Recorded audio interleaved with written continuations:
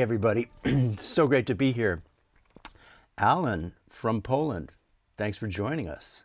Today's live stream is about these pedals that I have up here. And I made sure that I used pedals that are gettable, because you know I have some vintage pedals. I have vintage versions of the ODR1 that are hard to get. Well, this is the reissue, so it's gettable. So that's what I was just using for gain. And this is gettable too. This is the updated version of the microamp, and this equalizer is easy to get, as is the Roebuck, which is a clone of the Masterclass, which is another rare pedal that's really hard to find. Here is another good clone of the Masterclass. I've done videos about these before, but I want to reiterate these are great ones that you can get right now. And then if you look down, I have my broadcast pedal here. This is gettable also. This is a little different. It's a little more fuzzy, but it's a great one too.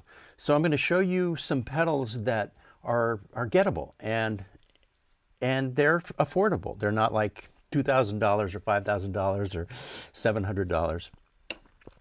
They're easy to get. And I'm also going to show you that it's my belief that each pedal has its perfect kind of sweet spot. And by chaining pedals, you can leave the sweet spot on each pedal. And if you want more gain, you just click on another pedal. And this is, I think, the right way to do this, even if you have two pedals. I'll demonstrate that right now. So what I've found is the sweet spot on this ODR1. I'm going to show you the amp by itself.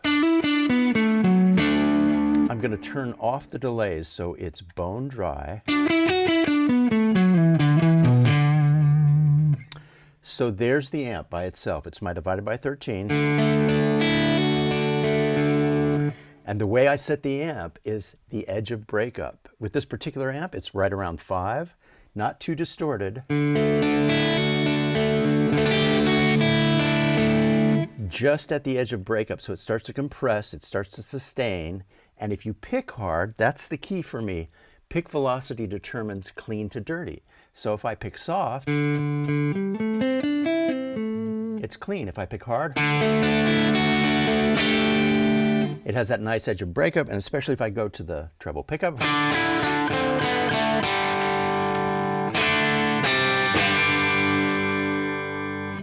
So I'm going to turn on the ODR1, and I have it set to what I consider the sweet spot.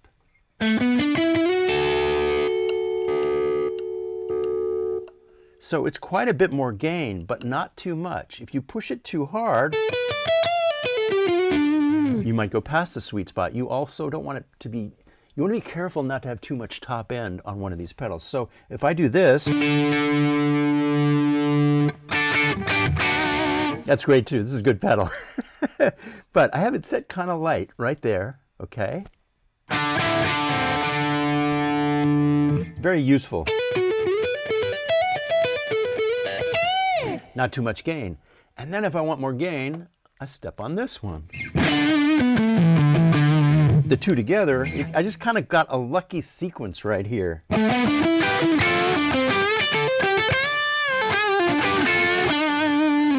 Turn this one off. Let's hear this guy by itself. Ooh, that's good. Now this is really easy to get, this pedal. And man, see, here is the amp. Right, kind of clean. Turn this guy on. Really good. We go to the Roebuck. Nice and creamy. We go over here to the boost line driver, and this just pushes the front end of the amp.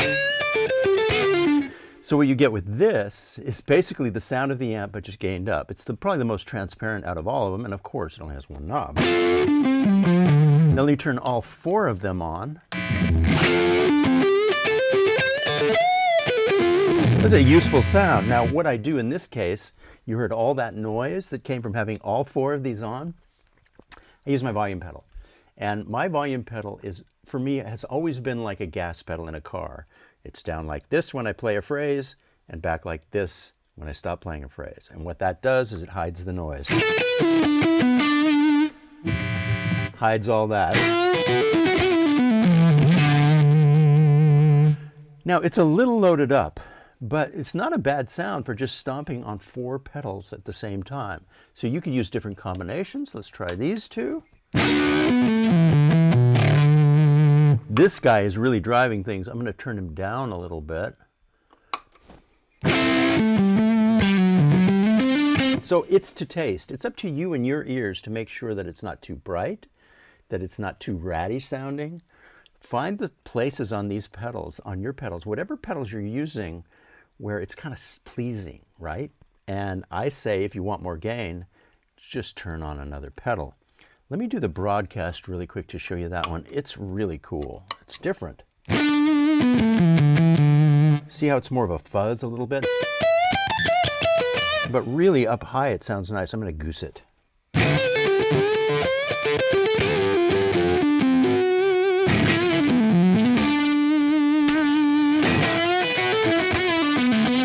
And in the track with some delay, let me play for about 30 seconds.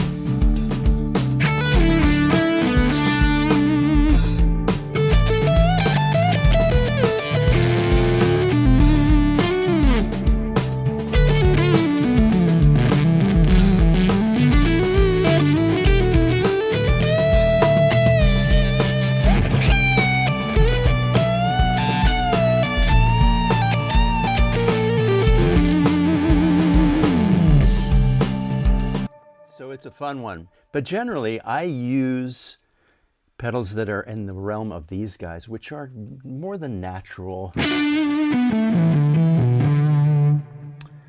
gain pedals. And that allows me to use my pick to get all the gradations from clean to dirty. I mean, to me, you should be able to do this. Just get all of these different grades of clean to dirty with your pick.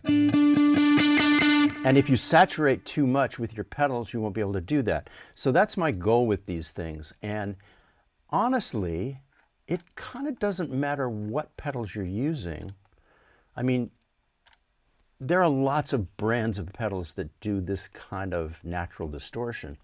I bet you have a couple of them right now that you could set to their sweet spots and then just experiment. The other thing that people do, and I don't really get deep into this, is I have guitar player friends who basically keep searching for the right order. And that's another thing you can spend time on. You switch them around, you go, oh, this sounds better after that. And so if you're into it, keep messing with the order. You know, it's like a deck of cards. And you might discover, I mean, I kind of lucked out with this just first try, but who knows, maybe it'd be better if this guy was last in the chain rather than first. John, so that's what I'm talking about. My specific order right now was truly good luck and random good luck. But if you really, really want to take the time, start playing around with different orders. I have a couple of friends, John Shanks and both Tom Bukovac, who they don't stop until they've found what they think is the perfect order of whatever pedals they have. I mean, they just spend hours experimenting with order. You might actually look at one of their current pedal boards and just copy it. I mean, that's a very legitimate thing. Sometimes what I like to do is look at the guys who have spent hours and days and weeks vetting all of this stuff, buying and selling pedals, getting exactly what they think is the right thing, and then copy them. I mean, Bukovac just took a pedal board to a gig where he had like 6 pedals in a row. There's a video on it right now, and I'm going, I'd like to try that. I've got a couple of those. Maybe I'll buy the one I don't have and try and imitate his rig. So, I mean, nothing wrong with imitating the best guys. And some of these guys are just so obsessed with tone that it's great to kind of emulate what they do. Anyway, time for me to play for a minute, and then we'll talk some more.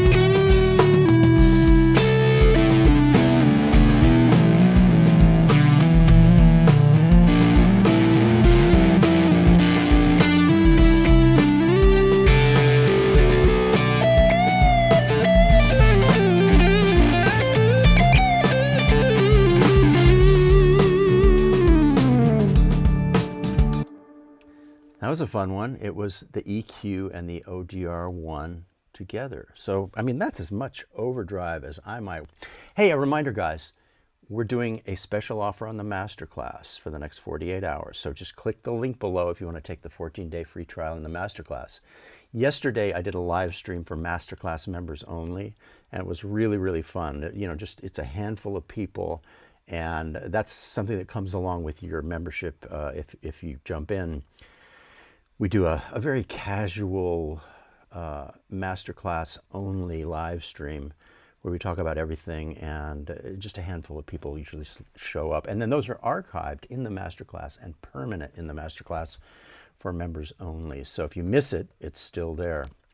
So that was really fun. But there is a special right now if you click the link below just for this weekend, special offer on the Masterclass. Hey, Sean, you're saying the tone for Money for Nothing was the bridge pickup with the tone turned down to 0, also using humbuckers. That's a great bit of information. Now, he's using his fingers to do that, so that adds to it too. It's also a Strat, so a single coil pickup is going to be, by just its nature, is going to be brighter and more scooped and more thin. So that's really, really great. Tim, I have noticed that you don't use double stops. I actually do use double stops a lot.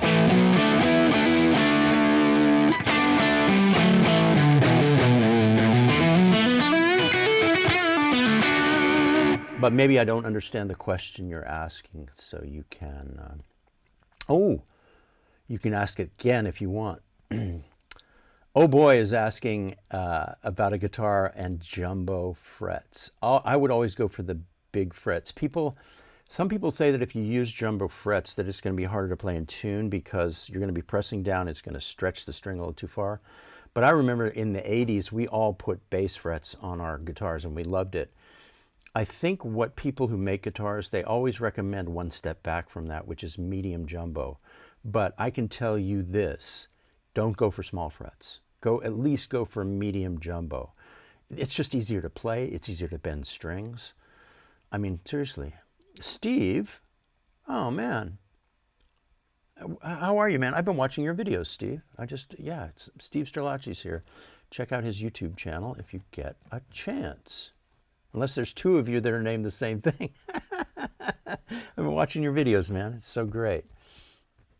Oh, I'd love to talk about these two Marshall heads. Okay, so the one on the bottom, these are new to me, both of these. The head on the bottom is a Super Tremolo from 1968 that a friend of mine sold me after he owned it for 50 years. We spent a few months kind of negotiating on price. I got a whole stack from him, and I'm kind of rehabilitating the cabinets. This is an amp that a friend of mine owned for 50 years, and then he sold me a few months ago. He bought it from somebody else after it was 2 years old when he bought it in 1970. So that's an amazing thing. And then this one is a PA head, which sounds great. Channel 2 in particular sounds great. It's like 1967. I got this from Paul Reed Smith. He and Eric Johnson traded this amp back and forth and made it sound amazing. It's got this selection of tubes in it that are really random. So these are two very, very old Marshalls that I feel very lucky to have. One thing I can talk to you about really, really quickly is sometimes the gear that you want, sometimes you just have to wait for it, because I couldn't go out and find these, but if I waited, I waited for a friend of mine to sell me this one, and I waited for Paul to kind of get me this one. I got this in return for doing a school, the PRS school. I did a lot of work for that in August, a lot of travel, and he gave me this head in return for that. So it was a really nice thing. Any tips for improvising over chord changes? Absolutely. See the chord shapes. Now that's what I'm doing. I'm going to play over this track for a second, and I'm going to show you chord shapes. I have the chord shapes running in my mind as I'm playing, and then I'll show you how I translate that into soloing. Right? There's a D. Here's a D here, right? See that? I turn it into a line. A minor, E minor. That's C, now it's G over B. Now I do D minor. It's a B flat chord, I can play in D minor. So here's the C chord, here's the G chord, and then the D minor for the B flat. So here's a D here.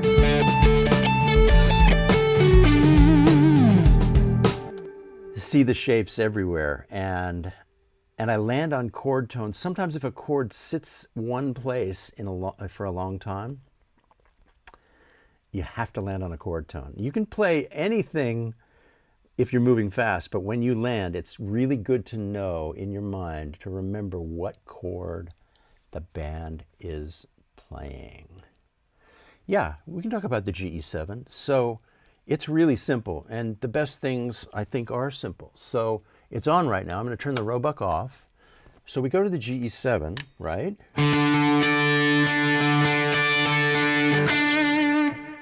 And the first thing you want to do, there's a detent right here on the gain slider, okay? So set it there and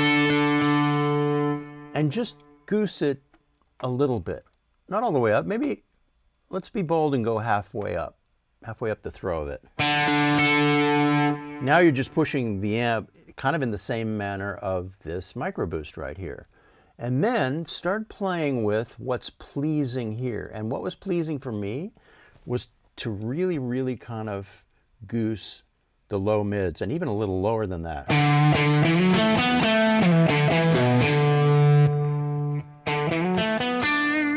Now you can see what it's doing. The thing is, don't overdo it. You just want to boost a little bit here and there so that you can, maybe if you want your single notes to be thicker, which is the goal when you're playing lead.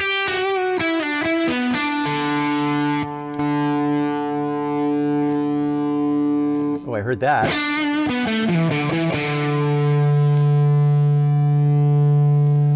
The thing I probably wouldn't do is I probably wouldn't goose the top end, because I'm very wary.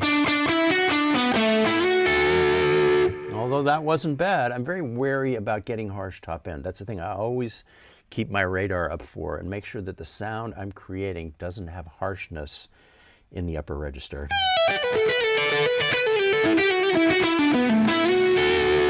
Hey, and I'm on the bridge pickup, so doing pretty well.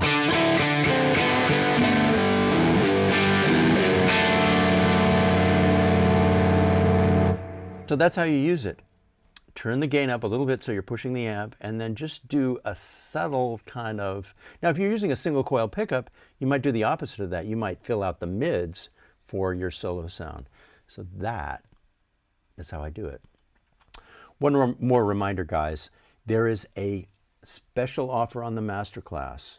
You can take the 14-day free trial before you get charged, see if you like it, and it's just for 48 hours, and the link is down below. And like I said yesterday, we did I do these pretty regularly. We do live streams for Masterclass members only. We get a handful of people. It's really casual. We talk about anything we want. And then those are archived immediately in the Masterclass in their own category, so you can go back and watch them anytime you want. Jesse, yes, I have tried a 2-rock amp, and I loved it. But I kind of already have that sound covered by the Park. What I got from the 2-rock that I borrowed was a very big, loud, clean platform that was great for putting in pedals in front of it, but I have that with the Park. And at that price point, I just didn't need to spend that money. They are great amps. And Jeff McErlane has chosen a 2-rock that's basically his sound. So if I was going to get a 2-rock, I would call up Jeff, and you can see it on one of his videos, and I would get the model that he chose, because this is another thing I'm talking about. If you look at the pros, people who spend their lifetimes doing this, and they vet stuff and choose it, the rigs they choose, they worked hard on finding that stuff. So rather than me spend all my time and maybe make mistakes and buy the wrong 2-rock amp heads, I would go to Jeff and say, which model is the best for you? And because I love Jeff's tone, that's the one I would buy. So that goes back to what I was saying earlier about John Shanks and Tom Bukovac. These guys who are so deep into tone, it's an endless obsession. Follow them. Look at what they choose. Look at how they arrange stuff, how they build stuff. And it'll save you hours. It'll also save you from spending money on the wrong things. All right, here I go. I'm going to play us out. Thanks so much, everybody. And I'll see you on the next one. I'll do another one very, very soon. All right, guys. Ooh, let's get some tone here.